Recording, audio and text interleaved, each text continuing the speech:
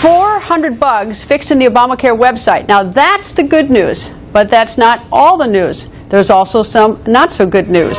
Security expert and Whitehat hacker David Kennedy joins us. Good evening, sir. Good evening. Thanks for having me on again.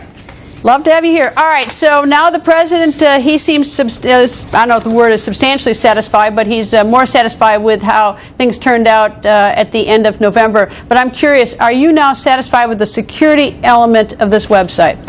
Well, we testified in front of Congress about 2 weeks ago on the issues around security, and we had identified around 15 exposures with the website, as well as other researchers that had found other things. And when the site was relaunched on the 30th deadline, we actually went and tested to look for and see if any of those issues had actually been addressed, and unfortunately none of them had actually been fixed.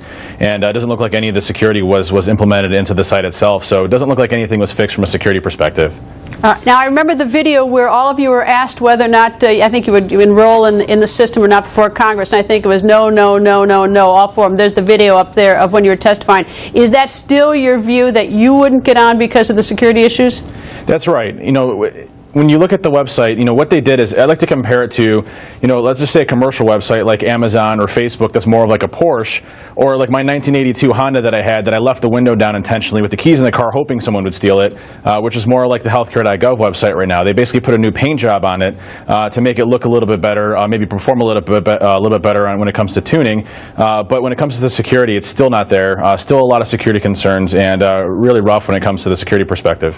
When you speak about the security issues, is it my credit card, my Social Security, that type of information for when I tried to pay for the insurance, or is it about my health conditions, my medical test? What's the security risk? Well, right now, you know, the type of information that they actually take as far as input goes is your first name, last name, Social Security number, and date of birth. But they're going to be adding in the payment options later on, so you can go and purchase the pieces of the healthcare. So, you know, your credit card information, things like that will be a concern down the road. Right now, it's just your healthcare information. There's actually no information around your medical history, things like that, that are on that site itself right now. The White House was trumpeting today that there are about 375,000 people who had logged on before noon. Is that a significant number? Well, take a comparison to where YouTube receives about 80 billion hits per month, or Facebook, which receives 1 billion hits per month.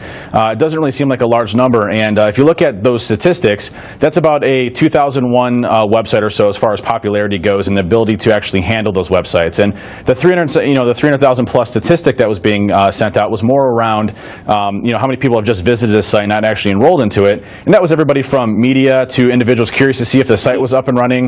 It wasn't really, you know, a full categorization of what's actually happening behind the scenes, which we're still seeing a lot of people having a number of issues actually just registering for the site, or even seeing if they have benefits that have been accepted. All right, they claim that they fixed the enrollment. We'll leave that issue aside and whether they've done it or not. Can you fix these security issues, or are these different types of technical problems that you have to scrap the whole thing and start over, or can you plug in fixes to resolve this problem? Well, there's fixes that you can do right now to fix a lot of the security concerns that we addressed. But the problem is if you don't build security in from the ground up as you're actually building the website itself, you have all these problems later on. And it's going to take a long time to fix the framework and the architecture behind, you know, the healthcare.gov website. It's not just what you see when you visit the website. There's a whole supporting architecture and infrastructure and a lot of programming that goes behind that. And if security wasn't put into there, it's not going to be fixed anytime soon. We're talking years. David, thank you.